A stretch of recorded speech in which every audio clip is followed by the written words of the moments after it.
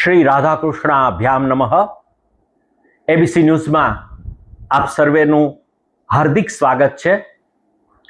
આપણે જોઈ રહ્યા છીએ શ્રીમદ ભાગવત મહાપુરાણની મહાત્મ્ય શું છે અને એ સંભળાવી રહ્યા છે સનત કુમારો.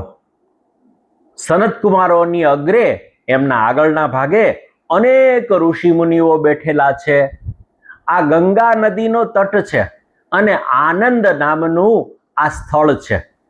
આનંદ ક્ષેત્ર છે અને આનંદ ક્ષેત્રની અંદર અનેક ઋષિઓ ભેગા થયા છે, અનેક તીર્થો ભેગા થયા છે, વેદાદી પણ મૂર્તિમંત થઈને બેઠેલા છે, મંત્રો તંત્રો એ પણ મૂર્તિમંત થઈને બેઠેલા છે. અને સૌથી આગળ જે બેઠેલા છે એ નારદજી છે. અને એક બાજુ સ્વર્ગમાંથી બધા દેવો આવીને બેઠેલા છે, અરે દાનવો આવીને પણ બેઠેલા છે. આવી સરસ મજાની ભાગવત કથા શરૂ થવા જઈ રહી છે. અને એ શરૂ થતા પહેલા આ ભાગવત શું છે એનું મહાત્મ્ય સમજાવતા આ ઋષિઓ એ નારદજીને કથા સંભળાવી રહ્યા છે. તો આવો એમાં આગળ વધીએ.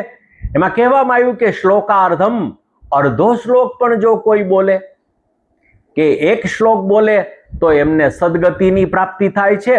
અને અર્થ સહિત જે બોલે છે, અર્થ સૌથી મહત્વનો છે, કારણ કે અર્થ વગરનું અનર્થ છે.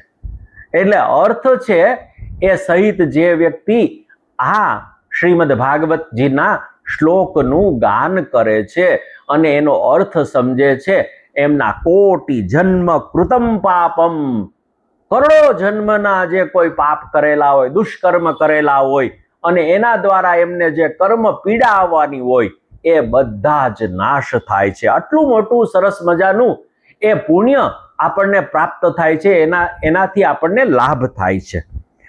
શ્લોકાર્ધમ, શ્લોક ફરીથી કહી રહ્યા છે, આના વસ્તુ ફરીથી કહી રહ્યા છે. શ્લોકાર્ધમ શ્લોક પાદમ વા પઠેત ભાગવતમ ચ યહ નિત્યમ પુણ્યમ વાપનોતિ રાજસૂયશ્ચ અશ્વમેધયોહો.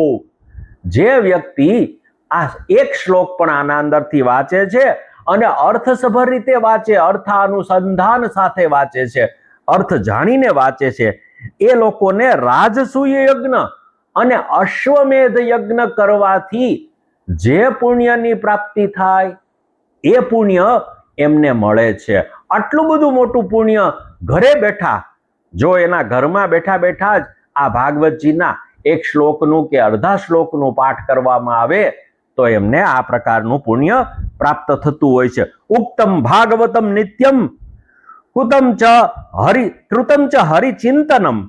જો ઘરની અંદર ભાગવત એ નિત્ય પઠન કરવામાં આવે અને હરિચિંતન કરવામાં આવે ભાગવતજીની સાથે સાથે, કારણ કે ભાગવતજીનો મુખ્ય વિષય જ ભગવાન સ્વયં શ્રી કૃષ્ણ છે, એટલે કે હરિ ભગવાન છે.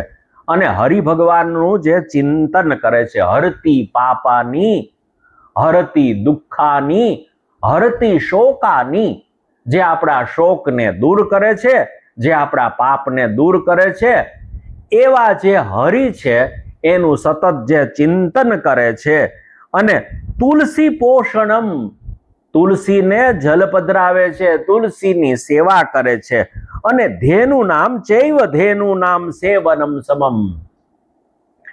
અને ગાયોની સેવા જે છે આ બધું જ સરખું છે.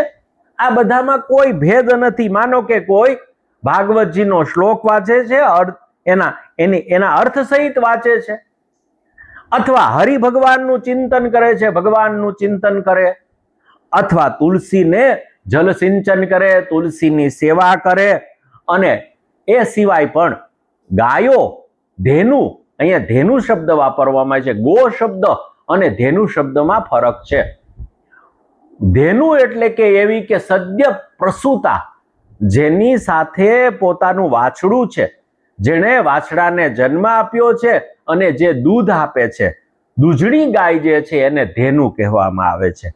તો આ ધેનુ નામ એવી ગાયોની જે સેવા કરે છે. આ ચારે ચારમાં કોઈ ભેદ નથી. એટલે કે હરિનું ચિંતન કરો, અથવા તમે ભાગવતના શ્લોકો અર્થ સહિત વાંચો, અથવા તુલસીનું પૂજન કરો અને ગાયોની સેવા કરો, ધેનુઓની સેવા કરો. અંતકાલે તું એ જે વ્યક્તિ છે એ કોઈનો અંતકાળ આવ્યો છે અને કોઈ આવી અને એને ભાગવતનો કોઈ શ્લોક સંભળાવે, ભાગવતના શબ્દો સંભળાવે તો શું કહે છે? અંતકાલે તું યે નૈવ શ્રૂયતે શુક શાસ્ત્ર વાક.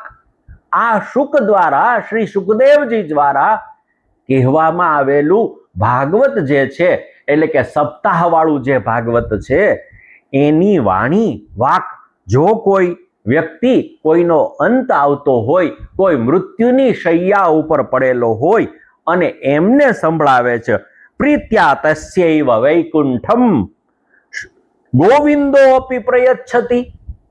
અરે ગોવિંદ ભગવાન આવીને જે વ્યક્તિ સૂતેલો છે, જે મરણશીલ છે, જે હમણાં જ થોડી વારમાં એ મૃત્યુ પામવાનો છે, એને જો આ સંભળાવવામાં આવે, શ્રીમદ ભાગવતની વાણી સંભળાવવામાં આવે તો આ શ્રવણ માત્રથી, ખાલી સાંભળવાથી આ ગોવિંદ ભગવાન સ્વયં આવી અને એને વૈકુંઠનું પ્રદાન કરે છે, વૈકુંઠ એને આપે છે. આટલો બધો મહાત્મ્ય છે આ ભાગવતજીનું. પ્રીત્યા તસ્યૈવ વૈકુંઠમ ગોવિંદોપી પ્રયચ્છતિ હેમસિંહ યુક્તમ. એટલે કે સોનાનું સિંહાસન કોઈ બનાવે અને એમાં ભાગવતજી સ્થાપન કરે. સોનાનું સિંહાસન બનાવે અને એના અંદર ભાગવતજીનું સ્થાપન કરે. ચેતદ વૈષ્ણવાય દદાતી. અને કોઈ વૈષ્ણવ હોય એમને જો આનું દાન કરે તો કૃષ્ણેન સહ સાયુજ્યમ સપુમાન લભતે ધ્રુવમ. ખરેખર આવો વ્યક્તિ જે છે, જે ભાગવતજીના ગ્રંથનું દાન આપે, કારણ કે ભાગવત તો સ્વયં ભગવાન પોતે છે, એમને જો સોનાના સિંહાસન ઉપર બેસાડીને, એટલે સારું સિંહાસન બનાવી અને એના ઉપર બેસાડી અને ભાગવતજીનું જો યોગ્ય સમયે, સારા સમયે, સારા મુહૂર્તમાં દાન કરવામાં આવે તો આવા વ્યક્તિ માટે ભગવાનની સાથે સાયુજ્ય, એટલે ભગવાનમાં એ મળી જાય છે. એમના અંતકાળ પછી આવી વ્યક્તિ છે એ ભગવાનમાં મળી જતી હોય છે. હવે આગળ કહેતા કહે છે કે જે વ્યક્તિ આવું નથી કરતો, ભાગવત નથી વાંચતો, અથવા ભાગવતના દર્શન નથી કરતો, ભાગવતનું શ્રવણ નથી જેણે કરેલું, એની શું દશા થાય છે? એ જ્યારે મૃત્યુ પામે છે તો એને કેવી ગતિ મળે છે? એ ગતિ માટે ચોક્કસ રીતે આપણે આગળના હપ્તામાં સાંભળીશું. આવો વ્યક્તિ જે ભાગવત નથી કરતો, આપણે તો બધા ભાગ્યશાળી છીએ કે આપણે એબીસી ન્યૂઝ દ્વારા પણ આ ભાગવત સાંભળી રહ્યા છીએ. માટે ફરીથી આપણે જોઈન થઈશું અને આ ભાગવત શું છે અને ન સાંભળે એની શું દશા થાય છે એ ચોક્કસ રીતે આપણે આવતે વખતે જોઈશું. ત્યાં સુધી આપ સર્વેને જય શ્રી કૃષ્ણ.